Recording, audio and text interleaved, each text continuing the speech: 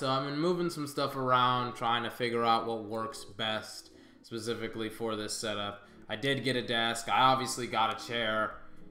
But now for today's video, and excuse me if I refer to my notes for these specific champions quite frequently, because there is a lot of information to specifically process when it comes to all of these champions, but specifically with champions that I also want to cover that I think are going to be really strong, and other champions that I think are kind of meh, or that I don't really have a lot of experience with playing, because I haven't put like, I think I have maybe over 50 or 60 hours easily with Soldier 76.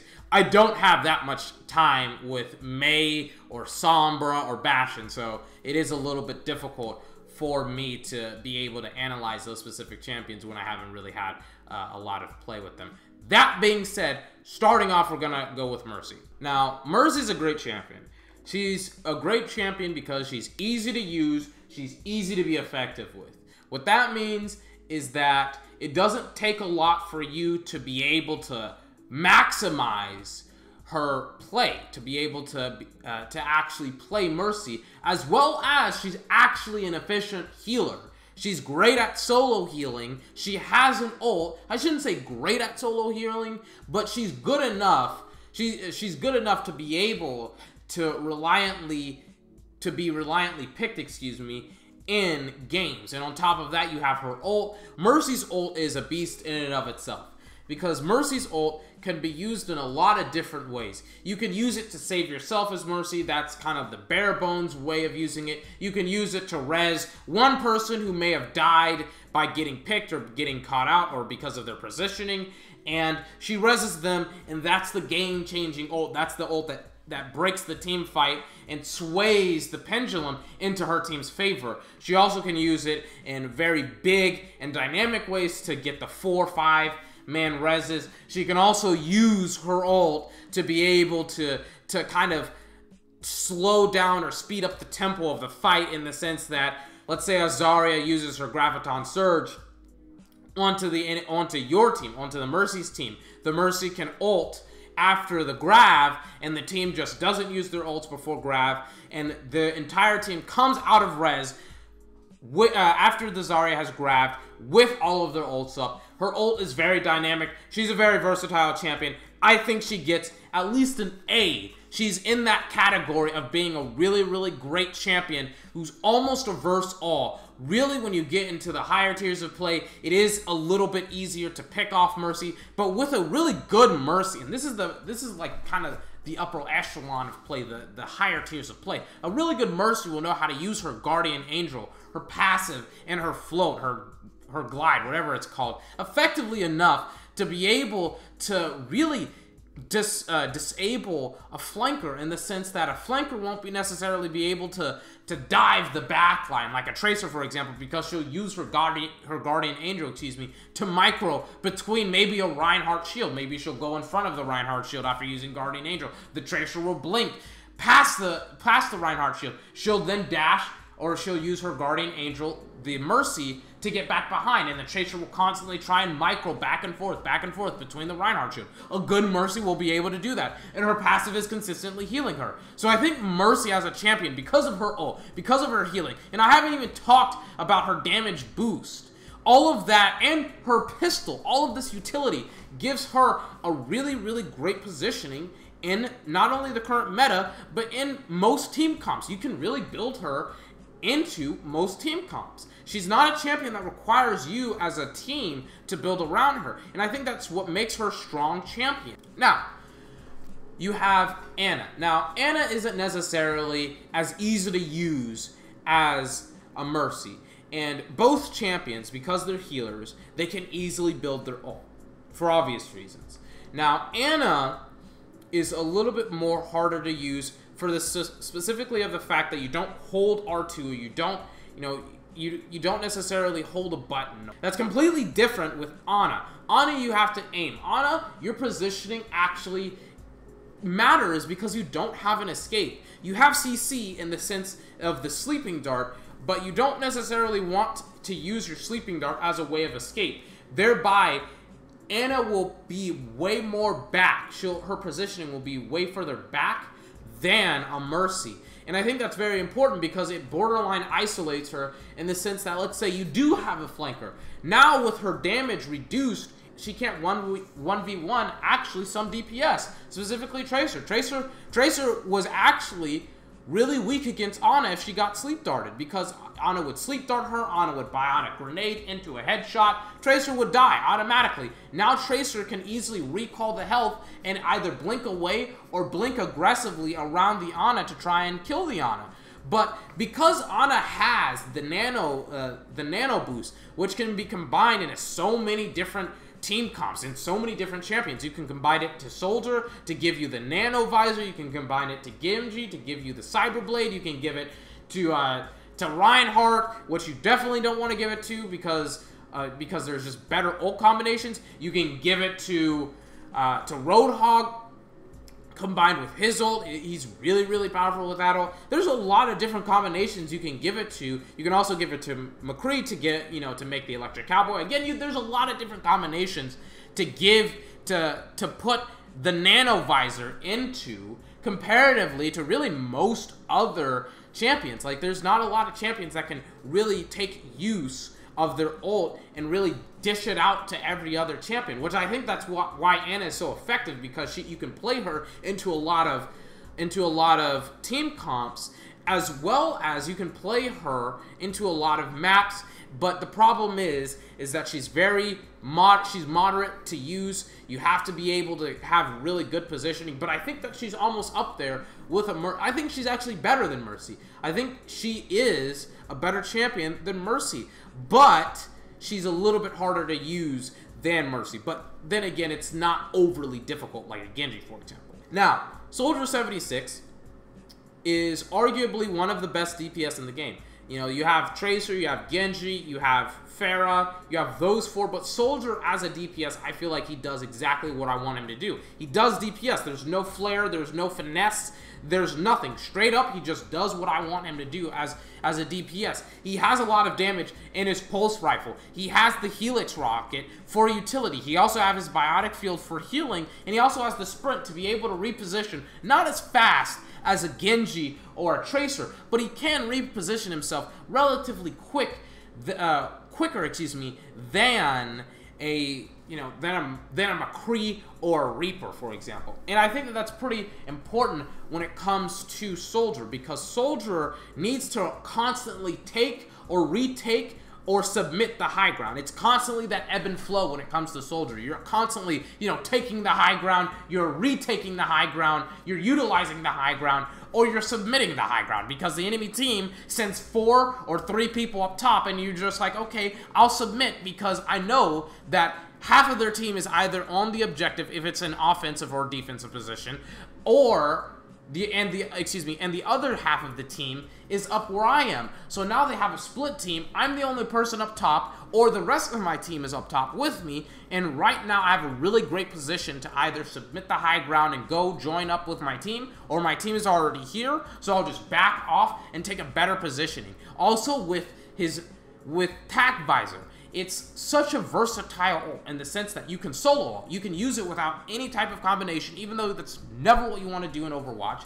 And you can actually start making plays. You can pick off squishy targets with Tac Visor, but you can also use it in combination with a lot of different ults. It's like a nano boost, in the sense that Soldier can combo his ult with really a lot of ults. Soldier can combo it with a Zarya ult, even though that's not necessarily what you want to do. You can combo it with a Reinhardt ult. You can combo it with a nano boost. You can combo it with a lot of different ults as Soldier 76. And I think that's very important to recognize, because really, if you as Soldier combo it with a tank ult, what will happen is that the support on the other team, they may ult in retaliation to your ult, but because you have some CC of some sort, like a Zarya again, like a Zarya ult or a Reinhardt ult, they may not necessarily be able to utilize their support ult, like a Lucio ult, or a Mercy ult, or a Zenyatta ult. They may not necessarily be able to utilize it, so now you have the ability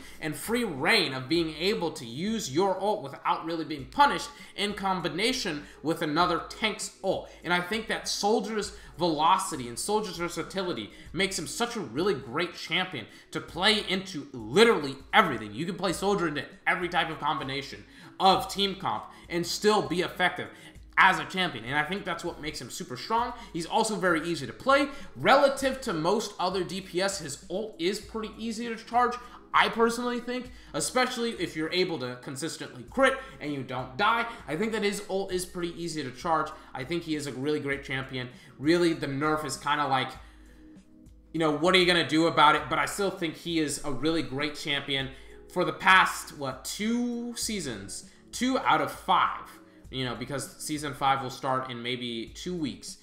2 out of 5 seasons. He has been a really, really strong champion. And I think people are like, you know what, we're tired of playing Soldier. We're tired of playing against Soldier 76. We want a different champion. That's perfectly fine. Don't punish Soldier 76 because you don't know how to play against him. But I still think that he is a really great champion going into Season 5. I still think that he is almost a verse-all champion. I will have to play him into Pharah again and into more team comps, especially with Orisa. But we'll see what happens with Soldier 76. I don't think a lot is going to happen via now and the next season when it comes to champion changes that are going to be relevant enough to push them in or out of the meta. But Soldier, I think, still is very meta, even though he only deals less damage per round. Moving on. Reinhardt. Reinhardt is pretty much like a tank version of Soldier. He has the ability to really teach you a lot about the game. He has the ability of being able to do his job. Mercy, and Reinhardt all have a commonality. They all have something synonymous with one another, and that is it's easy to do their job as the player. Like, you go in, you just put up your shield as Reinhardt, you're doing your job. Soldier, you fire into the choke, you fire into enemy teams, you don't have to worry about flanking, you're doing your job. Mercy, you're just spamming your heal, you're not really damage boosting, you res here and there, you're doing your job. With those 3 champions, those are like the foundation of Overwatch. Those are champions that you can pick up and play, and really be able to start to understand how the game works. And because of that simple fact, I think that those 3 champions are strong in and of themselves. And I think that because they're so strong, you see Soldier being nerfed, you see Mercy somewhat, seeing some counterplay too. Like you have to be able to understand how these 3 champions are played, because they are like the primary colors of Overwatch. They are the 3 champions that every other champion kind of is a derivative of. Like, you have champions that have certain aspects of Soldier, of Reinhardt, of Mercy in their kits. And I think that that's very important to recognize, that if, you have the 3 amigos, you have the 3 musketeers in Mercy, Reinhardt, and Soldier. And they, specifically, are very, very strong champions. If they're weak champions, then the meta, is kind of weird. I think that it may be out of balance. But Reinhardt as a champion, as a tank, his Earth Shatter, his shield, it's very hard to not utilize his 2k shield, in the sense that you aren't going, like you have the opportunity of taking a position without any cover, without, maybe not on the high ground, maybe on the low ground. You have the opportunity to be able to take these really bad positions if you didn't have a Reinhardt or you didn't have a tank, and be able to maybe do something. You may be able to take the high ground that doesn't really have a lot of cover with Reinhardt. And now, instead of kind of being out of position and being a little bit exposed, now you have a 2k barrier. 4 of Reinhardts in front of you. And you're able to block a significant amount of damage. And you're able to prevent the other team. You're able to make a play happen. You're able to to get a pick. And the worst thing about Reinhardt is that really he's an immobile champion. His only job is supposed to sit down, put up his shield, walk back if the enemy team pushes forward, and pray to God that his team is able to get a pick. Now, I know you're going to say, well, what about his charge? What about his charge? His charge is a mispositioning ability. His charge should very rarely be used at all. His charge is one of the most misleading abilities in his entire kit. His Fire Strike, like, notice what he does. His Fire Strike is his only ranged ability. He never wants to be able to misposition himself so dramatically with the charge. And I think that that's something that you have to recognize. His charge is absolutely useless when it comes to his entire kit. But I do think that Reinhardt is almost a B-ranked champion. I think Reinhardt is a B-ranked champion because he's not mobile. Because kind of the current meta is to have a mobile team comp. And a really good team, I feel like, will just bypass the Reinhardt shield with a Winston, with a Tracer, with a Genji, and just bypass his shield. And there's really not a lot Reinhardt can do about it. Especially if it's a Winston, because Winston has armor. He has a lot more health than a Genji and a Tracer. And then the Genji and the Tracer just follow up on his initial leap. But I do think that Reinhardt, as a champion, is a lot better than people give him credit for. And there's not a lot of teams and not a lot of tiers of play that can do exactly what I described, that can, you know, use a Winston first, jump in with a Winston, then use the Winston as a diversion and someone as a tank, and follow up with a Genji and a Tracer behind the Winston. I don't think there's a lot of tiers of play that can do that. Obviously, in the, you know, upper echelon of tiers, Reinhardt, that type of play style, excuse me, where you do have a Winston, that's obviously going to be accepted. But I don't think that there's a lot of team comps that's going to be able to do that. Genji, I would argue Genji is easily the best not ADC. This isn't League of Legends, excuse me. I would argue Genji is the best DPS in the game.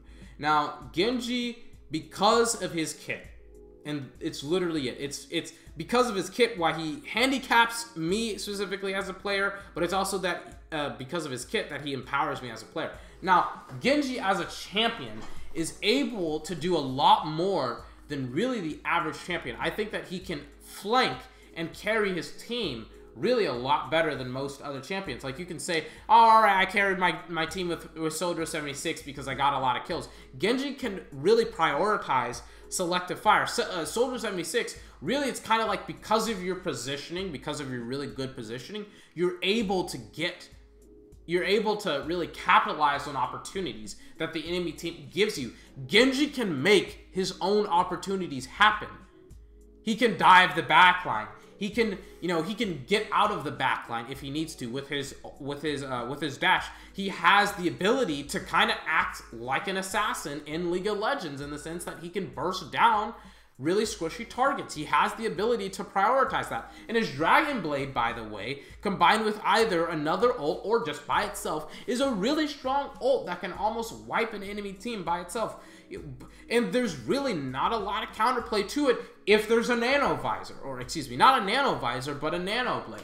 There's really not a lot of counterplay to it. You would probably have to anti-heal them or CC him and or deny him his reset on his dash. But really, there's not a lot you can do when Genji gets nanoed, except kill him pretty quickly.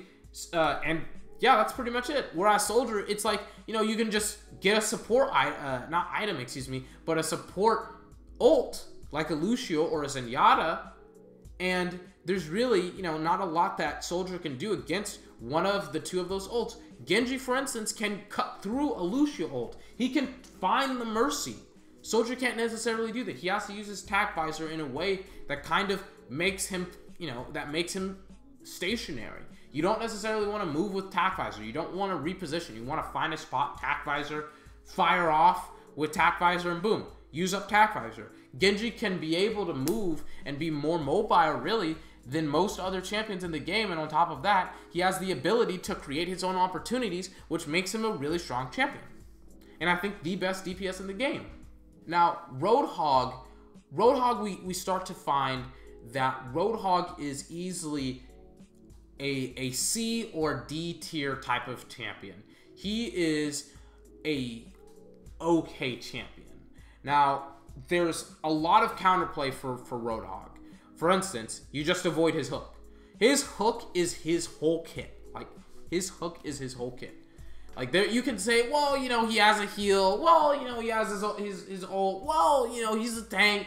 He has his ult. He has his his shotgun, whatever it's called, that can fire at close range. So if he positions himself, or if the enemy team mispositions, he can catch them out with his, with his gun. Well, all of that doesn't matter when you can't hook somebody. His hook is his most important ability. His hook is what makes him Roadhog. If you consistently miss his hook, you're not playing Roadhog correctly, because you will lose the game for your team.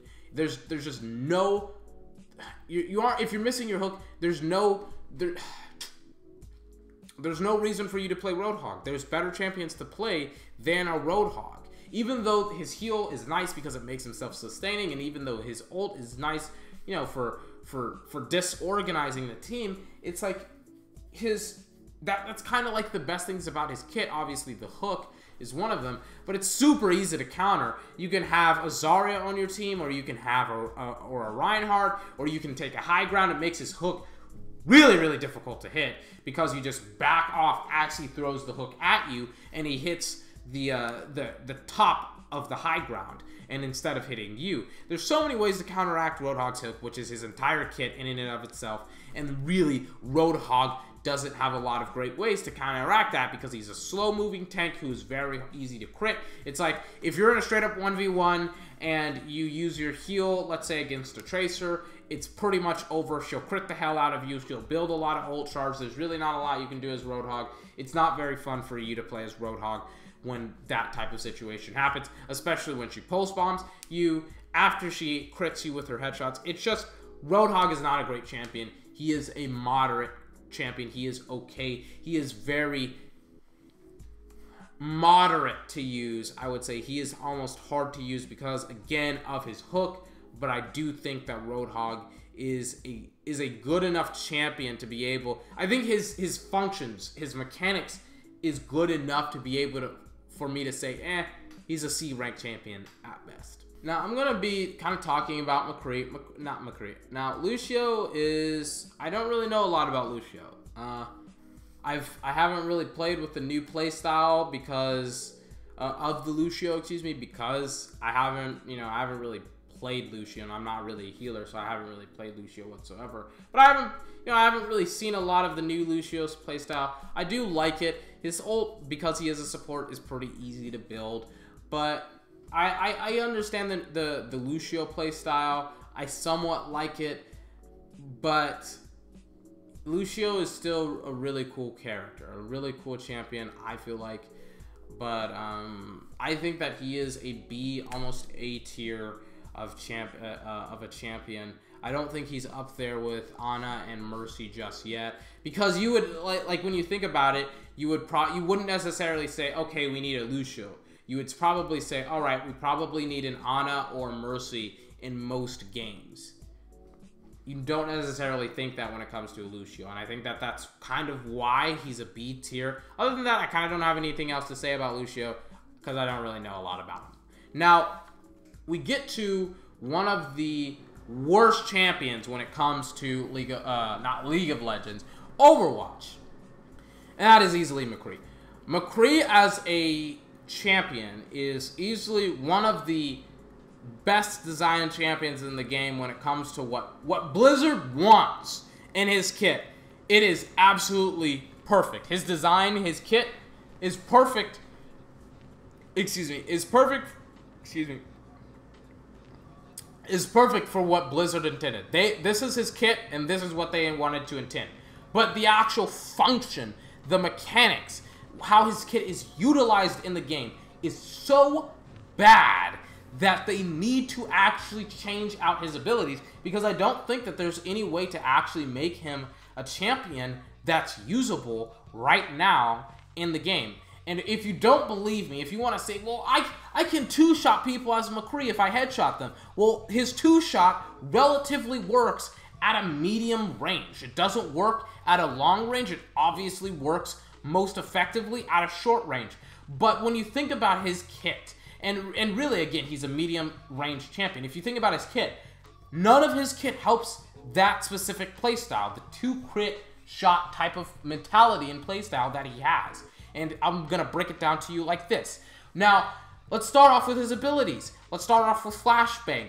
If you crit on each shot, on each of the 6 shots, the semi-automatic variation of his gun does more damage over time than the flashbang, because the flashbang doesn't crit.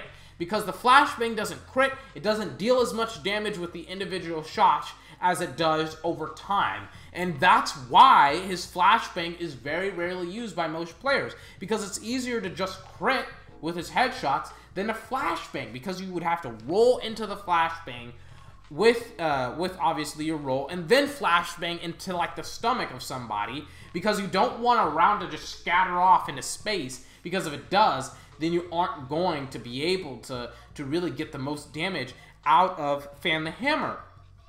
So it's like you have 2 abilities, specifically 1 in Fan the Hammer that is kind of useless, and 2 in Flashbang, which doesn't stop enemy dashes, which has a very short range. And by the way, Flashbang has a very long cooldown, which that does, because of its short range, it really doesn't help out McCree with the semi-automatic variation of his playstyle. And on top of that, you have his roll, which is one of those clunky abilities I've ever seen in Overwatch, just being a haberdashery of clunkiness. His roll, I understand it's kind of supposed to be clunky because he literally like does like a somersault, but as a gameplay mechanic, it is just so bad in comparison to like Tracer's blink, Genji's dash, or his double jump, Soldier's dash. It's such a clunky ability that it's just like, Blizzard, you shouldn't have this ability in the game. It should really be focused. It shouldn't even be focused. It should really be gone, or at least it shouldn't be as clunky. And I don't like his blink, or excuse me, his somersault. And on top of that, and his somersault specifically reloads, and that's perfectly fine. But it's not as if you're gonna fan the hammer with the semi-automatic rounds. It's not like you're gonna blow through a lot of rounds very, very quickly. It's like, it's nice if you miss a lot of shots in a 1v1 duel, but it's not necessarily conducive to his overall playstyle when it comes to the semi-automatic variation, which is the most effective variation of McCree. And then you have his ult, which is so easy to counter, not even with champions, just by breaking his line of sight or by killing him, because he envelops himself in this red glow that's so easy to see that it's borderline like he's like, you know, he's like a Christmas tree on Halloween. He just sticks out like a sore thumb, and it just makes no sense for him to be that bright, and for him to you know, be that immobile, in my opinion. I personally think his ult needs a rework. I think he as a champion needs a rework, because he is just a terrible champion. Now, I'm a Soldier 76 player. I'm a Soldier 76 main, I would say. Now, Pharah is... It's not right what Blizzard hasn't done about Pharah. Now, Pharah, it is absolutely, unequivocally, unexceptional that a DPS that can be as dominant as Pharah can two-shot her counters. Like, she can two-shot a McCree. She can two-shot a Soldier. She can two-shot a Widowmaker. And technically, Soldier 76 and McCree aren't even counters. They're duelers. They can't, like, straight up 1v1 her and destroy her if you pick her. No, they can't. Especially if she's running Pharmacy. Pharmacy makes her so goddamn annoying. And it makes her so impervious to Soldier and McCree. It's like, you know, how are you supposed to kill a Pharah when she's getting pocketed by a Mercy? How are you supposed to kill Reinhardt, for that matter, when he's getting pocketed by a Mercy in a straight up 1v2? You can't. There's too much damage being healed. There's too much damage being done. And it's just like, on top of that, she flies. It's like, you can't ask for a better DPS. She's one of the best DPS in the game. You can't ask any more from a DPS than for her to be elusive, than for her to be able to flank, than for her to be able to pump out a lot of damage, for her to be able to misposition people, for her to be able to have a really nice ult. I mean, there's so many different ways that Pharah is effective that it's borderline like I can go on and on and on about this specific champion. I'm going to be kind of going through some champions that I'm kind of meh on, that, I shouldn't say meh, that I'm kind of lukewarm towards, that I do think are kind of okay champions, but I don't really play a lot, and I don't really see a lot of people playing them correctly, or in all honesty, I know, you know, their weaknesses. I know how to counter them. First up is Zarya. Zarya is a pretty good champion. I would say she is exactly what Reinhardt isn't, and that's a mobile tank. And that's, I think, and with her ult, with Graviton and her ability to place her bubbles on other people with charge, I think that's why she's a really good champion. I think she's actually a higher rank than Reinhardt. I think that she is an A-tier type of champion. I think that she is a really good champion to play. Now, D.Va is, again, I think a little bit misplayed to an extent, you know, because she still can be played effectively, but it's just like you can't necessarily run that triple tank meta. But D.Va, I still think is a really great champion to play. I mean, if you don't believe me on this, then check her stats. She has a 52.20% win percentage. That's over 50%. I think that's higher than Soldier 76. I don't think that's higher than a Pharah, but that's definitely higher than Soldier 76. I mean, she has a higher, you know, win percentage than Soldier. I just think that she's kind of hard to utilize, and that way too many play her like a Winston in the sense that they get caught out and they, you know, they want to cry wolf when they get out of their mech and they're like, oh, I'm still alive, I can maybe do something. No, you're not. You're an out-of-mech D.Va. You're pretty easy to fucking kill. Now, Zenyatta is one of the somewhat okay supports. He is like a B rank support. He's okay, but I wouldn't take him over really Mei or Ana. Or, excuse me, Mercy or Ana. Because he just doesn't do, when it comes to healing, what they do. And he doesn't offer for the team what they do. Does he have a Discord? Absolutely. But the Discord orb can easily be, you know, but the Discord orb, even though it's nice, it's not as good as having that additional healing. He's more providing utility than healing. And with his ult, again, it's not as good as a Mercy or an Ana, you know, Nano Visor or Nano Blade, excuse me, not Nano Blade, Nano Boost and a Res.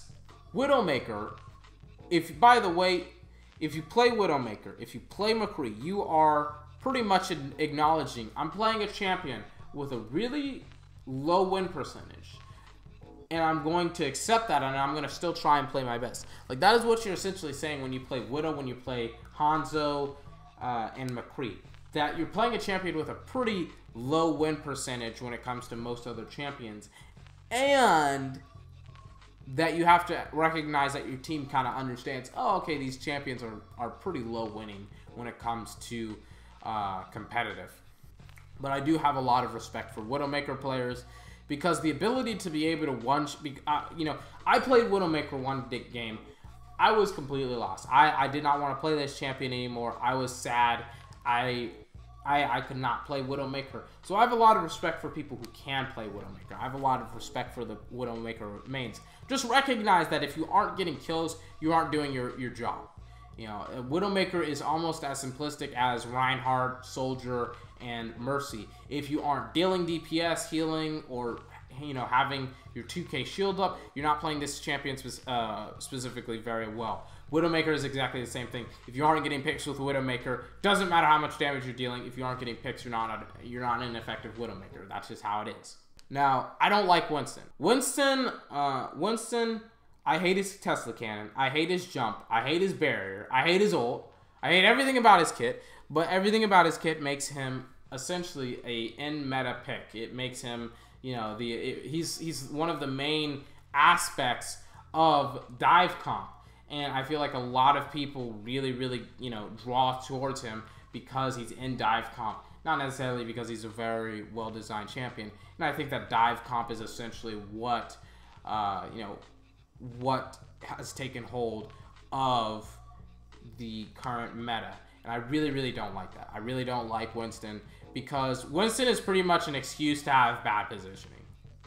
Like he is an excuse to not learn how to properly position yourself. Literally the excuse of, you know, I jump in as Winston, I place down barrier, I do nothing because I have Tesla cannon. That is the excuse people give me as Winston. I'm jumping in, why is there no follow-up? Because we have a Reinhardt, we have a Mercy, and we have an Ana, and we have a Soldier, and we have a Pharah. Like, you aren't getting any support, Winston. So I don't like Winston. Maybe this is just me. I don't like Winston because his kit gives you the excuse to misposition yourself. I understand there are people that can position themselves great because they have actual teammates to be able to properly respond to their initial leap. But the problem is most tiers of play don't have Winstons or even teams for that matter at that tier of play that can be able to actually be able to follow up on that. That's just my opinion on it. Hanzo, I don't have any respect for Hanzo players. Because, again, like Widowmaker, like McCree, you kind of know that you're playing a bad champion. And I feel like McCree is definitely, Hanzo is definitely one of those champions that, you know, it's again, a do-or-die type of situation. He is like a Widowmaker. He is like a soldier in the sense that if you aren't doing your job, if you aren't killing people as Hanzo, then you're useless. Again, Soldier has the ability of dealing damage via his pulse rifle. He doesn't necessarily need to be able to get kills. But it's like Hanzo, if you aren't getting kills, then there's no actual point to play him. And I think that that's such an important thing in Facet to understand about Hanzo, is that if you aren't getting kills, you aren't really doing anything. And even though Widowmaker has Widow Walls, and that's a really good utility-based ultimate, Hanzo has his ult, which is the Dragon Strike, I think. That's what it's called. Or that's Genji's ult. But he has the Dragon that he can summon, which combined with a lot of other, like specifically with the Zarya ult, it can be very efficient and very effective. The problem is, you have to build team comps around Hanzo. You have to build team comps around Hanzo. A lot of champions you can build. You don't necessarily need to build team comps around, actually. Like Zarya, you don't need to build a team comp around her. Winston, you kind of need to build a team comp around him. Widowmaker, you don't really need to build a team comp around him. Hanzo, you need to build a team comp around him. He is not a versatile type of champion. You have to have a team comp that can kind of support him. Because he's going to die. He's not going to get any picks. You pretty much have to hold his hand and say, come here, we gotta help you. We have to help you cross the street, Hanzo, because you're not going to do your job if you don't have a competent team behind the Hanzo. And I feel like that's why Hanzo is kind of like a B-ranked type of champion, because you have to hold his hand through most of the game, in the sense that he cannot play into versus all. He is not a champion that you can just select randomly into most team comps. I think that's a huge problem with Hanzo. Tracer is a versatile type of champion because of her blink. Because there will always be the need for a squishy target. There will always be the need for a healer, for a damage dealer. And she can get into that backline. She has the unique opportunity of being able to completely bypass tanks and be able to get to the backline, to be able to get to the supports, the DPS, and kill them, or at least provide enough pressure on them where now the DPS and the supports, they not only have to worry about, you know, doing their jobs, but also avoiding the Tracer. And I think that that's a key element of Tracer that is a little bit underrated, that she provides pressure on the other specific roles, on support, on DPS. And now people have to worry about, you know, how little or how much she's pressuring them. Because if you put enough pressure onto a support or on a DPS, they kind of, you know, have to focus on you now as the Tracer. They may not they may have to start healing themselves. They may have to start, you know, trying to kill you as the Tracer. I think that specific skill in and of itself is a little bit underrated in the current meta, even with Dive Comp being the current meta. Now, Junkrat is up next. Junkrat is easily a champion that is just, yeah, the word that I would use for Junkrat in one word is just spam. Junkrat literally requires you to just spam his abilities. That's it. What do you want me to say? That is it. You just spam. Like, if you aren't spamming, you're not playing Junkrat. There's no other, like, finite, there's nothing else to tell you about Junkrat except if you don't spam, you're not playing the champion correctly. His ult is very easy to kill, but it does a lot of damage if you can get it off. His mine and his trap are very good in the sense that with his mine, he can reposition himself very efficiently. With his trap, he can be able to give his team a little bit of CC, and that little bit of CC does help, but it's not necessarily anything to write home about. And I think that Junkrat as a champion can easily be countered. Like, it's just that simple. Junkrat can be countered like that by either picking a Zarya or picking another tank. Even though you don't necessarily want to pick a Reinhardt because Reinhardt's shield will be destroyed by the Junkrat, you don't necessarily want his bombs in your backline past your tanks. So you can have that wide radius of the Reinhardt shield to be able to prevent the Junkrat from spamming into the supports. And I think that's very significant to be able to prevent him from actually being able to do that to your supports. He is not a versatile type of champion because if you have a Zarya, she will always be charged. She will destroy your team. Symmetra and Torbjorn are kind of, I'm going to mesh them together because A, they have a pretty low win percentage. Symmetra has a 1.9% win percentage, or excuse me, not low win percentage, low play rate. Symmetra has a 1.9% play rate, and Torbjorn has a 1.29% play rate. But Symmetra has the highest win percentage in the game. You could say, well, that's because she's played by 2% of the games. And Torbjorn has the second highest win percentage in the game, ironically, with a 58.49% win percentage in the game. And both of those, again, have really, really low play rates. And that's obviously conducive to their overall win percentage. But I also think that as a defensive champion, they are the quintessential defensive champion. They literally place down their towers. They place down, they place down their towers.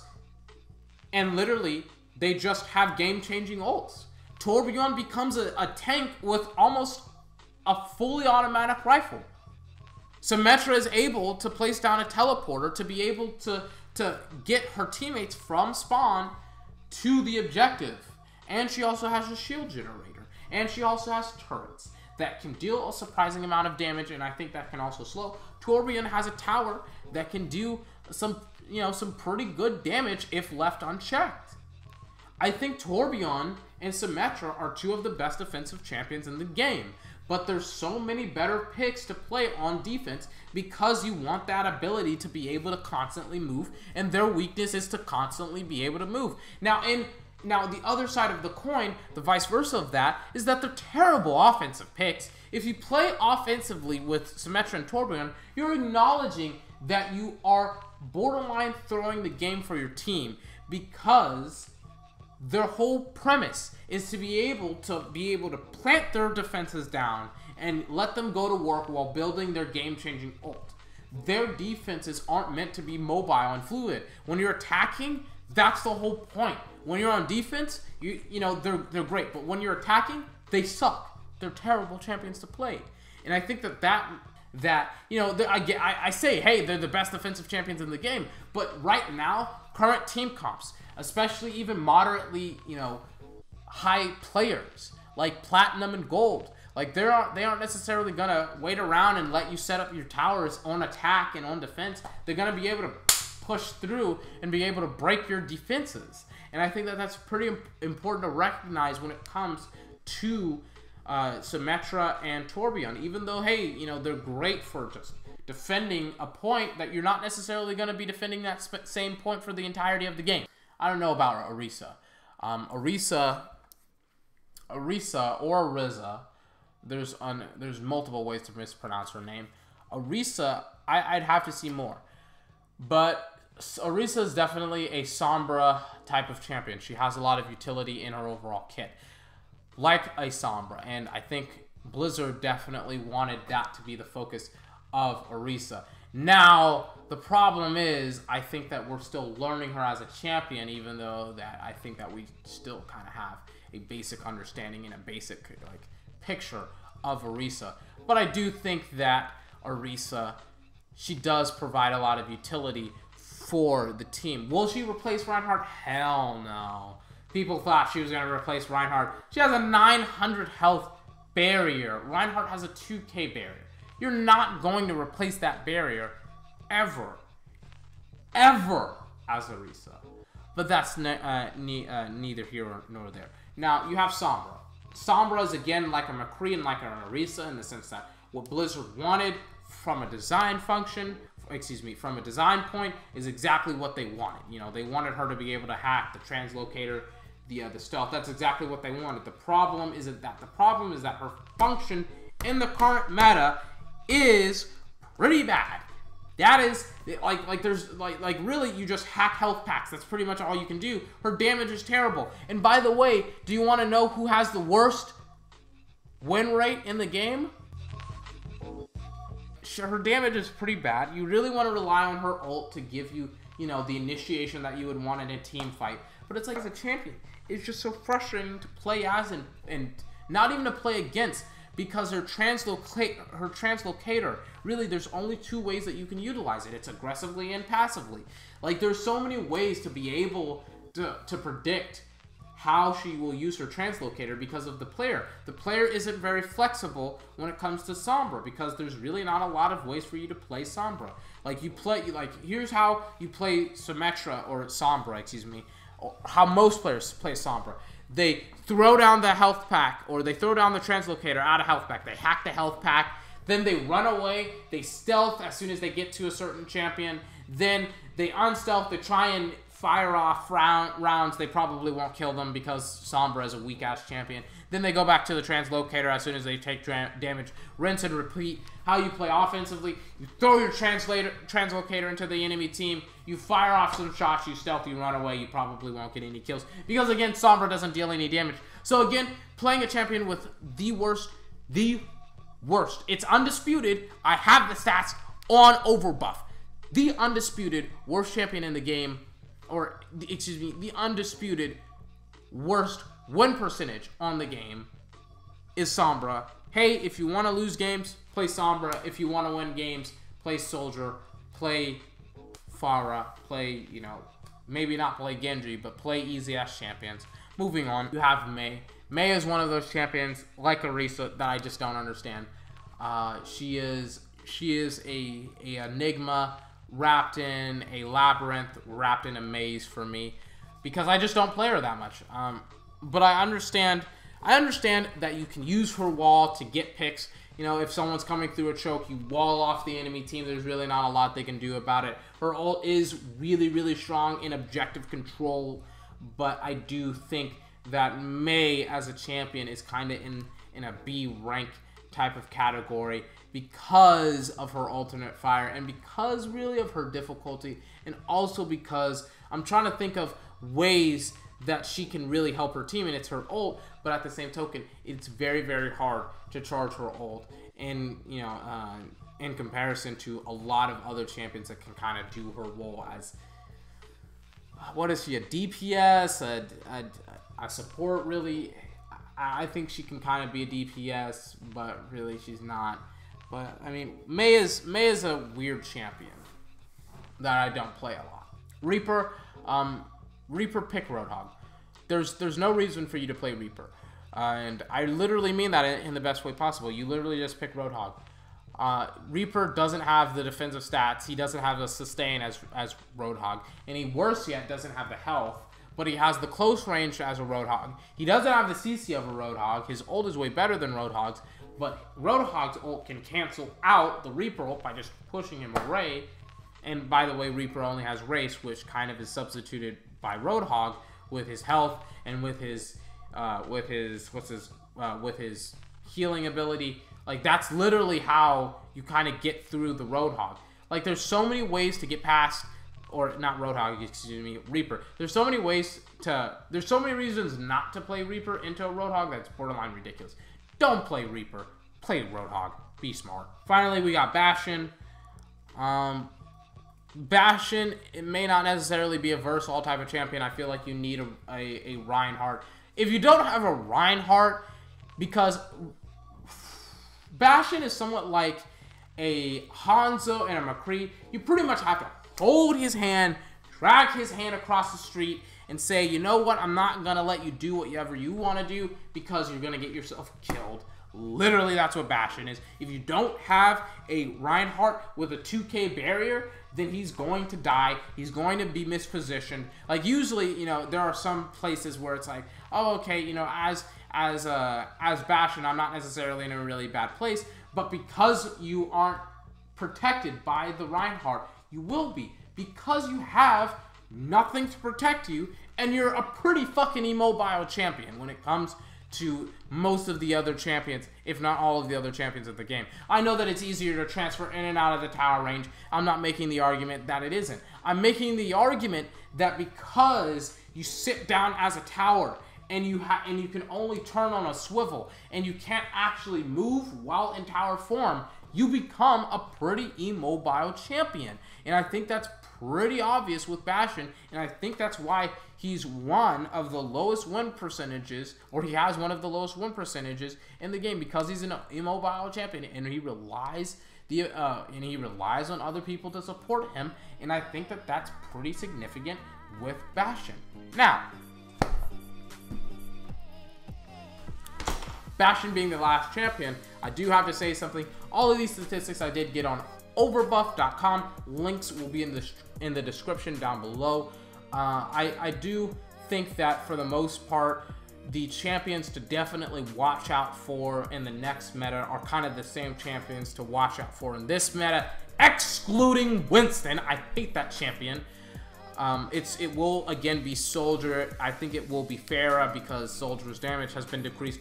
I don't know why. I thought that it was pretty fair that Blizzard would make it at least, you know, 3 shots for Pharah to kill Squishies. Now it's still 2, but I think that it's Soldier, still Pharah, still Ana, Mercy a little bit, Reinhardt kind of.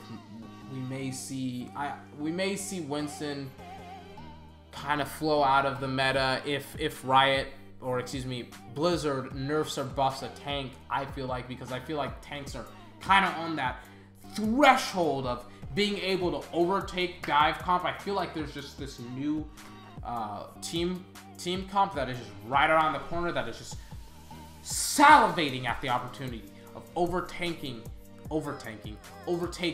the tank meta, and it's so close. I feel like if they just nerf or buff a dive comp is over. We'll see something new. Until then, have a fantastic day. I'll see you next time.